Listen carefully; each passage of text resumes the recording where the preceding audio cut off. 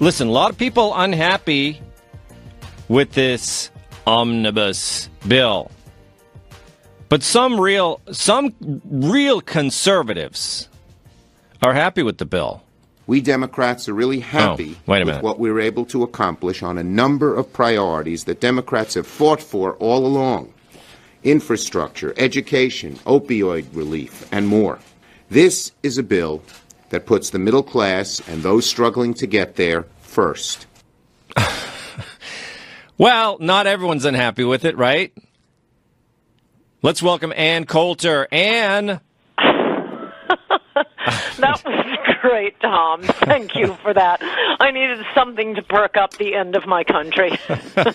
But, Ann, wait a minute. Let's go through this thing here. I've been looking at your tweets. I think you called him President Schumer.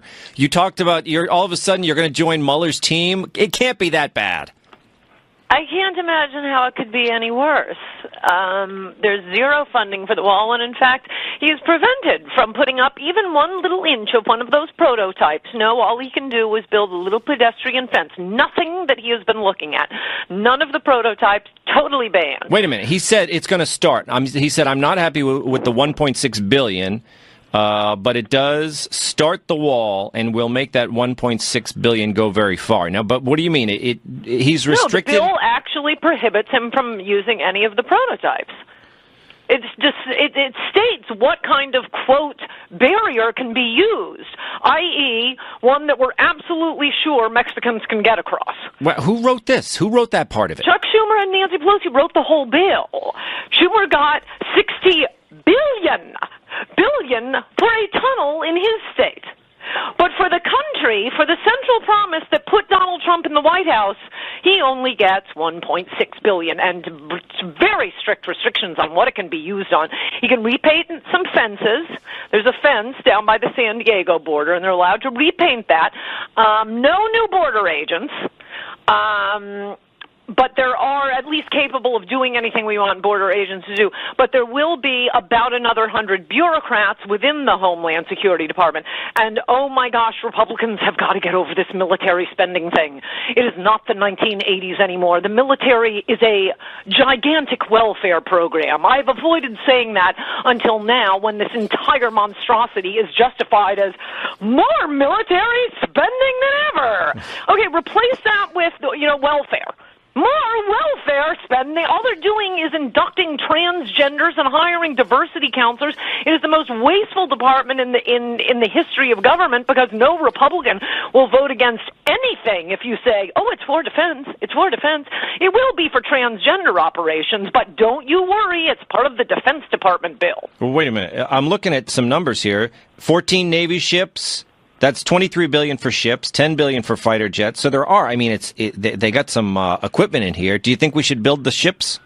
Probably not. We have a lot of ships. This is corporate welfare and human welfare. Let's see here. Will any Republican, let me ask you this, is there anyone who will say no? Well, this is how we got AIDS, Tom. No one to say no. Look, Ann, wait a minute here. Let's go back to my main question that I started the show with, and I really don't understand. Is there anyone opposing Trump's impeachment anymore? No, there are a few Cro-Magnons. Oh, yeah, we saw him on The Apprentice. He's playing 3D chess. You don't buy the 3D really chess. helping. You don't buy there's something bigger in this. Count on that, Mr. President. Luckily for him, the Senate math, perhaps unluckily for the country, I don't think it really makes a difference one way or another, but he'll be impeached but not removed, because the Senate will stay in Republican hands for at least until the 2020 election, when not only will Mitch McConnell's Republicans be wiped out in the Senate, but we will be losing the presidency. What about that? What about that idea that basically, say that the scenario comes true, that the Republicans lose a lot of seats, and then it's a Democrat majority in both the House and the Senate? No, won't be in the Senate. That's what I'm saying. Okay, there aren't that many seats up. Republicans have no vulnerable seats up, basically. We are incapable by the Senate math of losing the Senate. So the second, the House, it's called the People's House for a reason. Every one of them is up every 2 years, whereas only a third of the Senate is up this year. And just by luck of the draw, it's a great year for the Republicans. A bunch of vulnerable Democrats are up. They, of course, will win re-election. So instead of picking up seats as we ought to, this is one of these historic elections where you have Democrats running in states that Trump won by 20 points, like Montana and North Dakota. No worries for the Democrats now. So he No, they're going to hold those seats. Oh, McCaskill in Missouri. She has had the luck of the draw every 6 years. It's unbelievable. She got Aiken last time. It's crazy that she is representing a nice state like Missouri. She will be reelected. The House will definitely flip. Why would anyone vote Republican? Well, so they lose. Why would anyone vote Republican? And please let me remind you that I am the one who is always going on Fox News and haranguing these purist Republicans saying, please, please, please, no matter how much you hate your Republican, just this one last time, vote Republican. We need a Republican Senate. We need a Republican House. There's no point, Tom. Well, what if so they lose, right? They lose the House, okay, and they don't lose the Senate. And he's impeached the next day. Okay, so he's impeached. Actually, they'll drag it out for fun because they all want to go on MSNBC. It'll probably take like a month of hearings. It'll be nonsense. Yeah, and then he gets impeached. They have a majority. They're impeaching him. Right, so they impeach him, but then they can't remove him.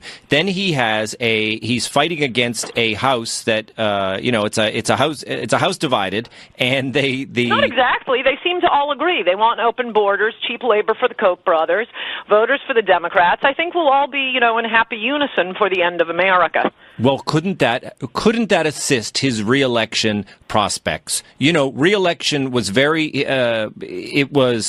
when Bill Clinton was first president, he was quite unpopular. Newt Gingrich came in. The Republicans had a wonderful victory in I think both the House and the Senate, if I'm right there. And he was impeached, but he sailed to re-election victory. Could the same thing happen for President Trump? Well, you never know what's going to happen. That doesn't seem like the most likely scenario to me. The most likely scenario is we're in a country that is almost hegemonically controlled by the Democrats due to the last 50 years of immigration. California, the state that gave us Reagan and Nixon, cannot elect any Republicans statewide anymore. Not a chance. They're all dropping out. There are barely any Republicans in the congressional delegation. That's one state. We found out with... you got to move to the center. You got to move to the center. No, you have to move to America, and that apparently is no longer California. It's not. With Ed Gillespie, we found out the same has happened in Virginia. We've known it's happened, state after state keeps falling because of demographics, because of a specific design by the Democrats. They couldn't get Americans to vote for them, so they brought in ringers. It's called Teddy Kennedy's Revenge, the 1965 Immigration Act. I think, yes, and what you're saying is correct. And in certain parts of the country, it's overwhelming, like California, like New York, like these liberal states. But for when you're talking about 2020, the president, he's still, point I'm getting to. He's still quite popular in places that he won last time, like Ohio, Pennsylvania, Michigan.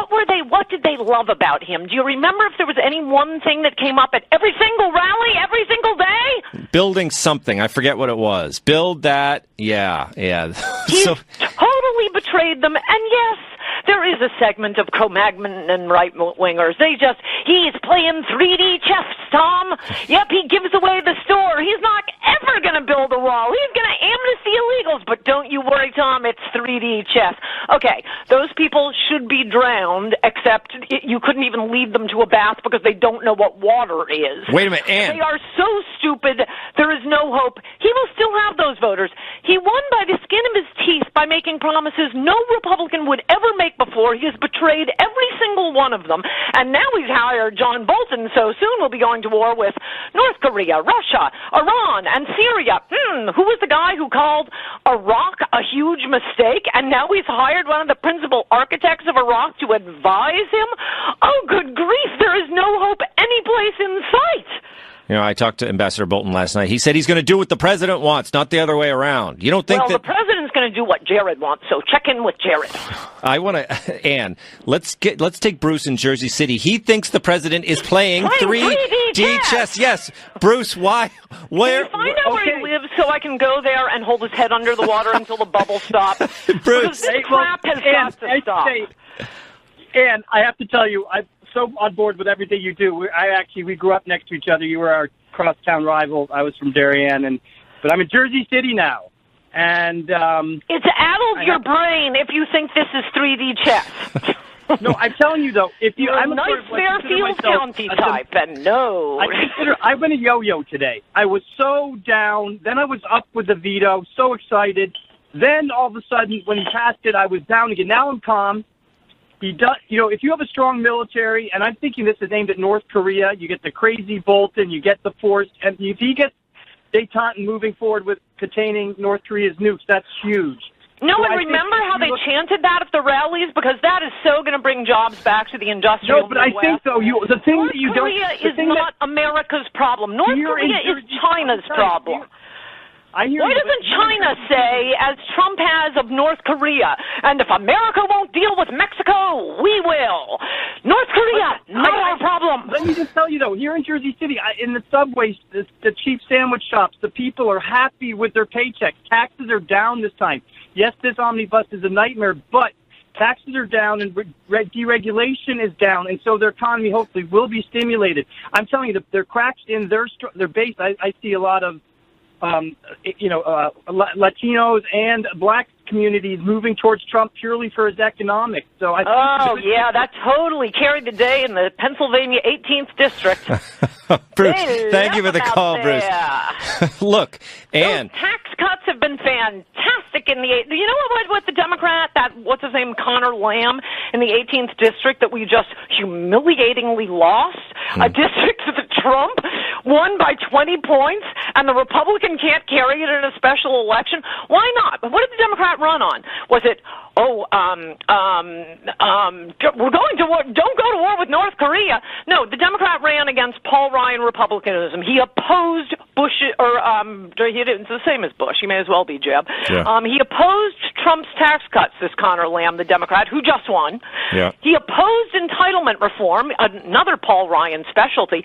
He was wide open on immigration. Did the Republican mention immigration? No, he did not. I'm glad you asked me that. No, Paul Ryan Republicanism, big loser. And that's what Trump's doing. And yeah, okay, you can be a little cheerleader for Paul Ryan. Yeah, maybe Romney will win, too.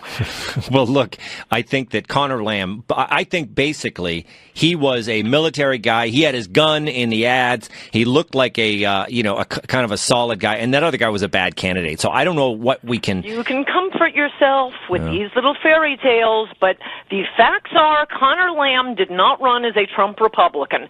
He ran against Trump's tax cuts, and he won in a district Trump carried by 20 points. Nobody whom Trump brought out to vote for him who haven't voted in 30 years, they don't care about tax cuts because they're not paying taxes. They wanted jobs. They wanted no more heroin in their communities. They don't want their schools being overwhelmed with unaccompanied minors and Somali refugees. That's what they voted for, and they have been betrayed over and over and over again.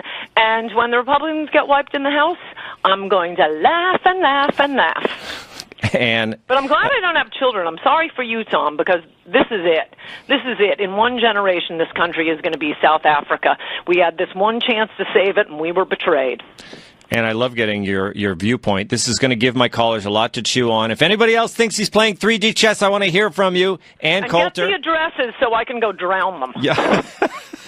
And how was your speech at the campus the other day? It was fantastic. Yeah. And I'll be at Columbia University debating Mickey Kaus on immigration next Tuesday. Fantastic. And Coulter, I want to see you sometime. Next time you're in New York, please come in the studio. I'd love to. Good to talk to you, Tom. You too. And Coulter.